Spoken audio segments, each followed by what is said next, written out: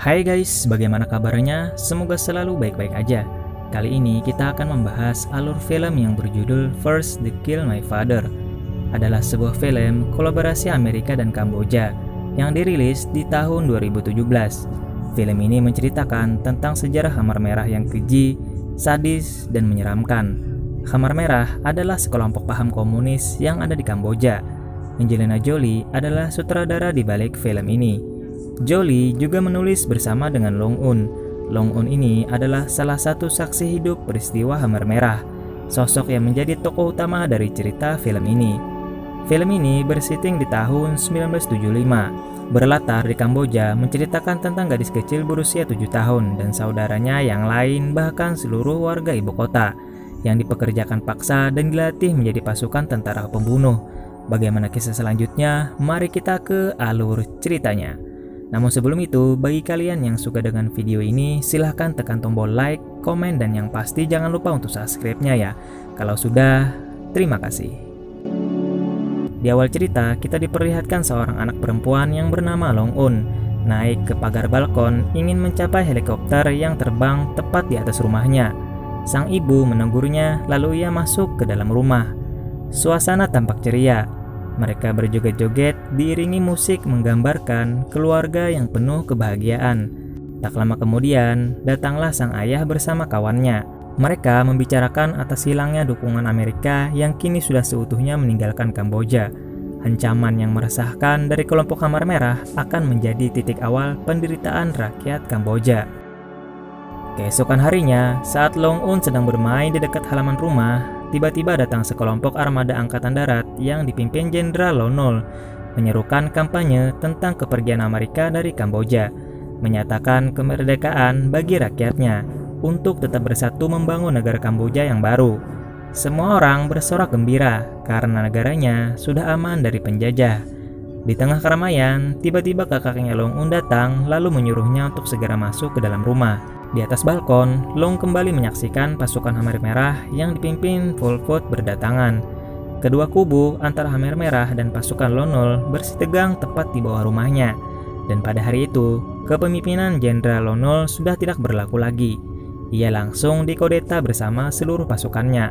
Khmer Merah kini akan mulai menjalani misinya terhadap seluruh warga Phnom Penh, memindahkan mereka semua ke dalam hutan belantara. Dikarenakan ibu kota Phnom Penh akan segera dibombardir oleh tentara Amerika Serikat. Keluarga Long mulai mengemasi barang-barangnya. Semua orang berduyun-duyun pergi berhamburan meninggalkan kota. Lewat pengeras suara, Khmer Merah terus menyuarakan ancaman bom dari tentara Amerika yang akan segera diluncurkan. Padahal itu hanya kebohongan semata. Membohongi masyarakat dengan dalih diungsikan selama 3 hari hingga bom itu diledakkan di kota. Suasana mencekam kian terjadi. Mereka semua tidak menyadari akan ancaman yang jauh lebih buruk di hutan sana. Ayah Long sebagai kapten angkatan darat sudah tahu apa yang akan terjadi dengan nasib masyarakat Kamboja. Namun ia tetap menyimpan rapat-rapat rahasia itu agar seluruh keluarganya tidak panik menghadapi nasib buruk yang akan segera mereka jalani. Sekelompok Khmer Merah menamakan anggotanya dengan sebutan Angkar. Tak henti-hentinya, Angkar menyuarakan kebohongan kepada masyarakat. Semua orang yang bekerja di pemerintahan mulai ditangkap ke dalam mobil Angkar. Setelah perjalanan, semua pengungsi beristirahat bermalam di sana. Long melihat raut wajah sang ayah sedang cemas malam itu. Tidak ada kata-kata yang keluar. Di pagi hari, mereka dipaksa bangun. Angkar menyita kendaraannya, sehingga keluarga Long harus melanjutkan perjalanan dengan berjalan kaki. Berjalanlah mereka kembali mengarungi kepahitan yang sedikit demi sedikit mulai nampak nyata. Perjalanan kali ini sangat melelahkan, namun sang ayah tidak dapat merebahkan tubuhnya dan hanya memilih menatap kosong ke depan api unggun. Long kembali melihat raut wajahnya yang resah. Ia menyaksikan sang ayah membakar dokumen pribadi identitas anggotanya untuk menghilangkan identitas sebagai kapten. Sang ayah mulai tegang saat tentara Angkar menyuruh semua orang yang bekerja di pemerintahan untuk segera mengidentifikasikan kebahagiaan yang sudah ditentukan. Ia pun mengimbau kepada seluruh keluarganya untuk tidak mengungkapkan identitas yang sebenarnya. Di sana, semua harta benda disita, tidak ada lagi yang tersisa kecuali pakaian yang boleh mereka bawa. Di sana, ia melihat salah satu teman sesama anggotanya telah ditahan berkumpul dengan orang-orang yang bekerja di pemerintahan. Keluarga Long berhasil lolos dan bisa melanjutkan perjalanan. Di tengah perjalanan, mereka mendengar letusan tembakan dari arah belakang. Ternyata nasib baik masih berpihak terhadap ayahnya Long. Hari demi hari, semakin banyak hal aneh yang Long saksikan. Di perjalanan kali ini, ia melihat para biksu menjadi penggarap sawah. Angkar menganggap para biksu adalah parasit yang hina, yang layak diperlakukan seperti hewan. Mereka terus diawasi untuk bekerja sepanjang hari. Dari kejauhan, Ibu Long melihat kerabatnya yang sedang mengendarai kerbau. Ia merupakan salah satu anggota Angkar sekaligus kakak kandungnya ayah Long. Meskipun begitu, pamannya tetap menolong mereka semua membawa ke rumahnya.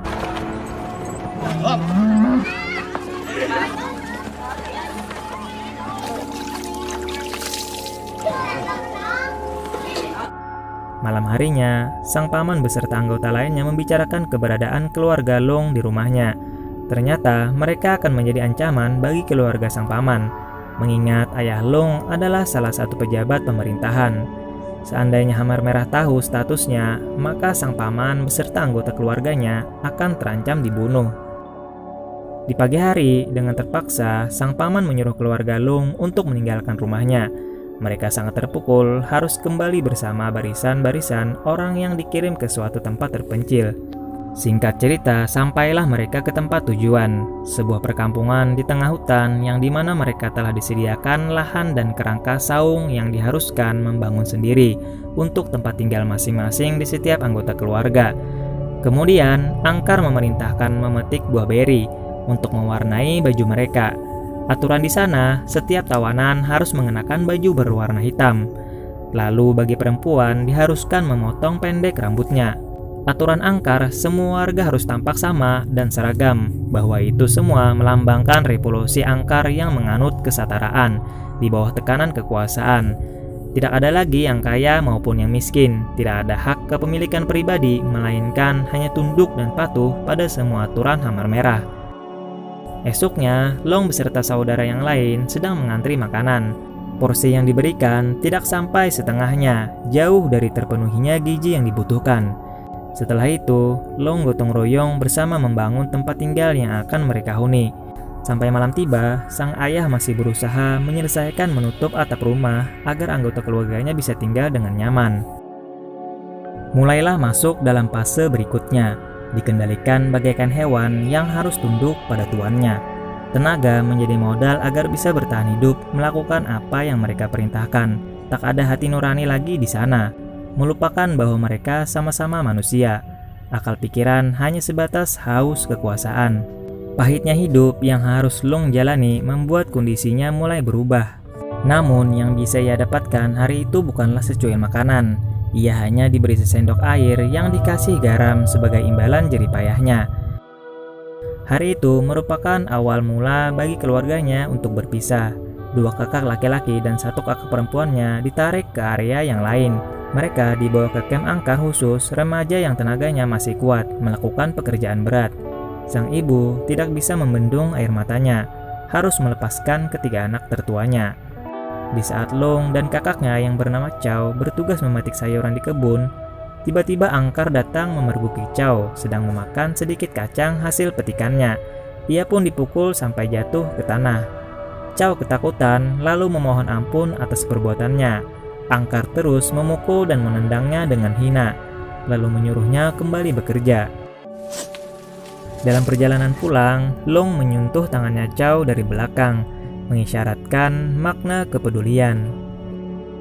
Di malam harinya, mereka berkumpul, mengeluarkan segenggam beras untuk disimpan sebagai persediaan makanan jika kondisi sudah mulai sangat lapar.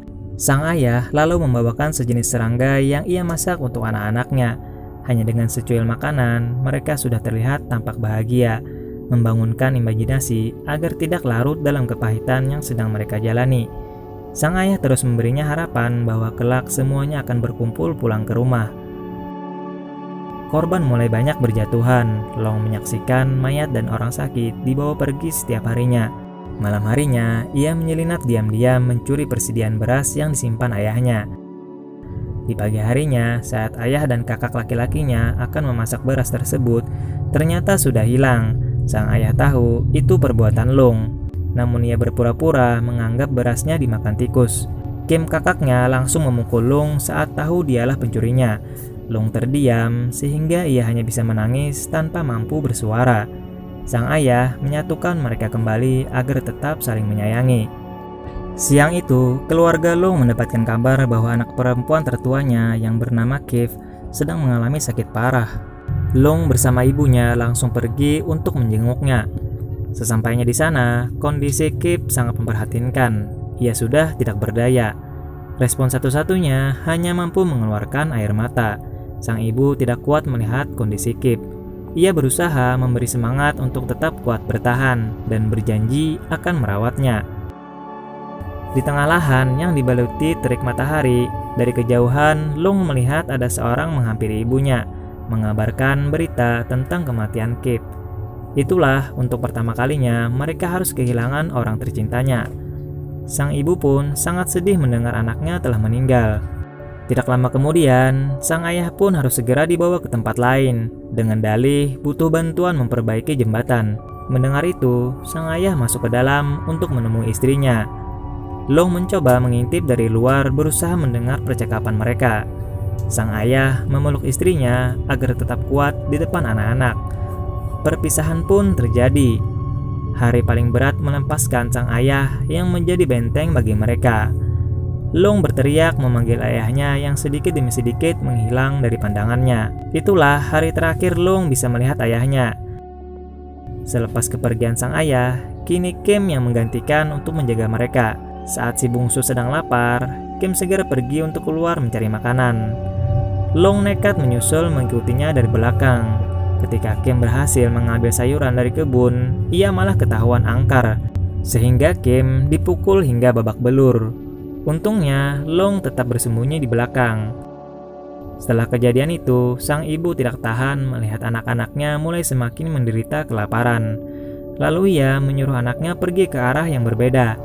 Kim diperintahkan pergi ke selatan, Chow pergi ke utara, dan Long pergi ke timur, hingga menemukan camp khusus bagi anak-anak yatim. Mereka dilarang menyebutkan nama asli mereka.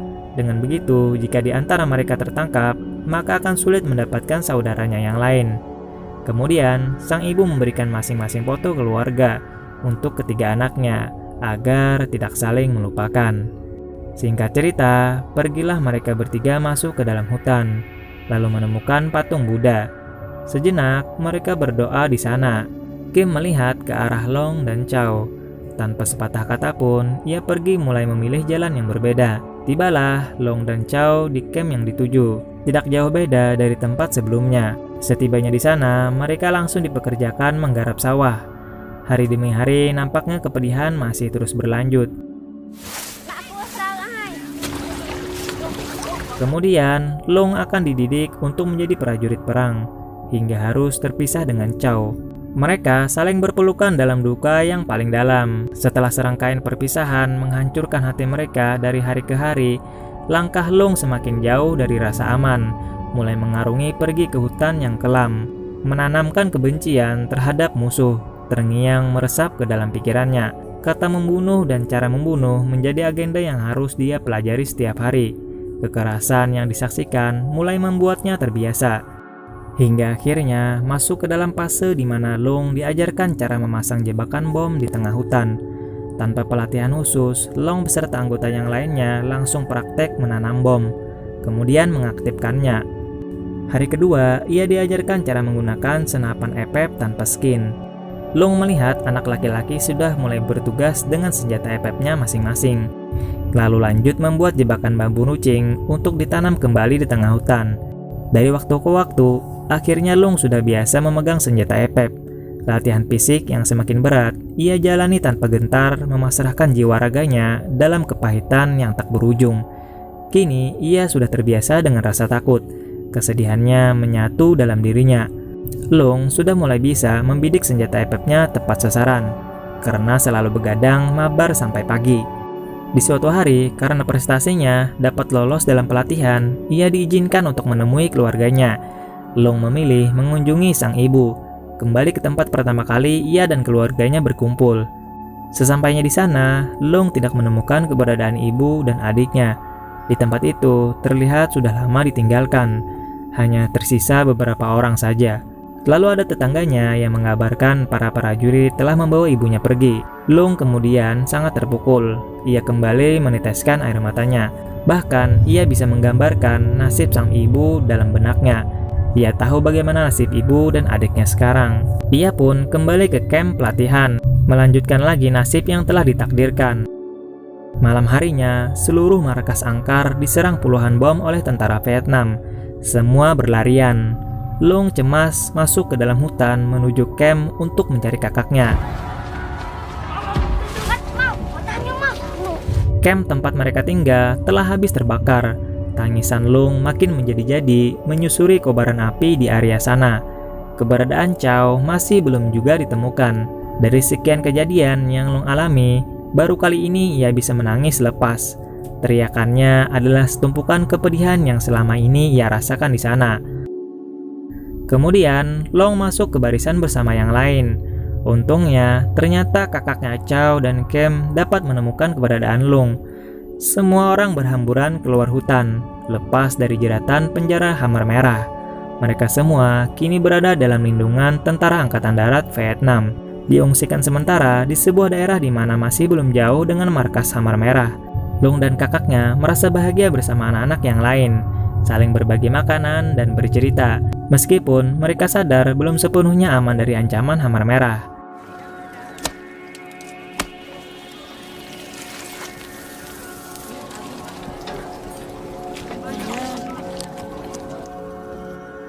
Di pagi harinya, tiba-tiba ada serangan bom meledak ke arah tentara. Orang-orang berhamburan lari ketakutan. Serangan Hammer Merah membabi buta di tempat kawasan pengungsian, sehingga banyak korban berjatuhan. Long bersama kakaknya lari ke area sungai, bersembunyi di sana karena serangan peluru epep terus ditembakkan. Pelatihan yang lo dapatkan di camp Angkar rupanya telah banyak mengajarkannya cara membaca situasi perang, ke arah mana ia punya kesempatan lari dan berlindung. Long berusaha mencari kesempatan melarikan diri. Ketika dirasanya situasinya tepat, ia mampu membawa kedua kakaknya berlari dari tempat itu dan berhasil naik ke atas. Mereka bertiga langsung lari ke area hutan. Long tertinggal jauh dengan kakaknya. Larinya semakin kencang, terus masuk ke dalam hutan. Long seketika kaget saat orang di sampingnya tiba-tiba terkena ledakan bom. Melihat itu, Long teringat bahwa area hutan yang sekarang ia pijak adalah tempat di mana Long pernah dilatih untuk memasang ranjau oleh Angker. Kini, ia terjebak di tengah-tengah perangkap. Tidak kehabisan cara, Long mulai berani melangkahkan kakinya dengan mengikuti jejak bekas orang yang sudah terkena ranjau, melewati korban-korban yang terkapar bersimbah darah di sampingnya, hingga akhirnya Long berhasil melewatinya.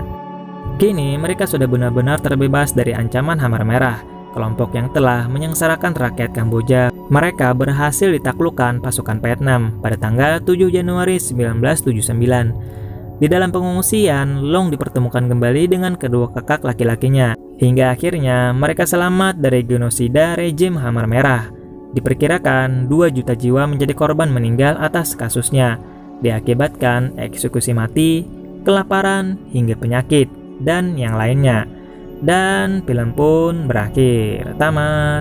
Oke, sampai di sini dulu pembahasan kita. Bagi kalian yang suka dengan video ini, silahkan tekan tombol like dan juga jangan lupa untuk subscribe-nya ya. Sampai bertemu lagi di next video. Bye bye.